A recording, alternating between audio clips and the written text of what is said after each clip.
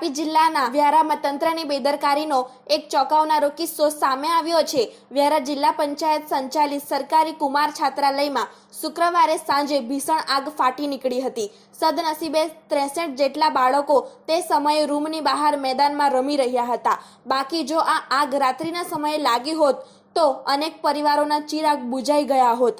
સરકારી નિયમ મુજબ દરેક જાહેર ઇમારતોમાં ફાયર સેફટી હોવી અનિવાર્ય છે, પરંતુ આ કુમાર છાત્રાલયમાં સુરક્ષાના નામે શૂન્ય જોવા મળી રહ્યું છે।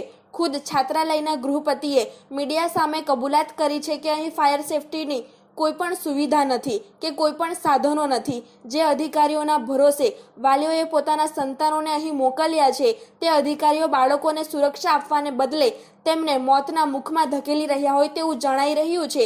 આગ લાગતાની સાથે જ સ્થાનિક લોકોએ દોડી આવીને બચાવ કામગીરીમાં મદદ કરી હતી અને ફાયર ફાઇટરોએ આગ પર કાબુ મેળવ્યો હતો, પરંતુ અહીં સવાલ એ ઊભા થાય છે કે શું તંત્ર કોઈ મોટી જાનહાનિ થાય તેની રાહ જોઈ રહ્યું છે? સરકારી છાત્રાલયમાં ફાયર સેફટીના સાધનો ન હોવા પાછળ કોણ જવાબદાર છે? જે અધિકારીઓની બેદરકારીને કારણે 63 બાળકોના જીવ જોખમમાં મુકાયા તેમની સામે કોઈ પગલાં લેવામાં આવશે ખરા? માત્ર રાહતનો શ્વાસ લેવાથી જવાબદારી પૂરી થતી નથી। આ સુવિધાના અભાવ માટે જે વહીવટકર્તાઓ જવાબદાર છે તેમની સામે તાત્કાલિક કઠોર શિક્ષાત્મક કાર્યવાહી કરવામાં આવે તેવી લોકમાંગ પણ ઉઠવા પામી છે।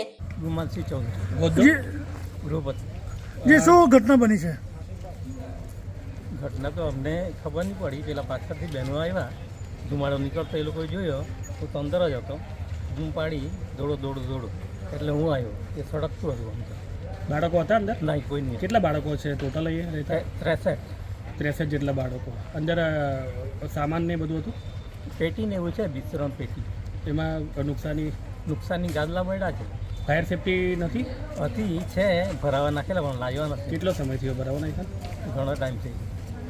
બ્યુરો રિપોર્ટ, તાપી સ્વરાજ ન્યૂઝ, તાપી।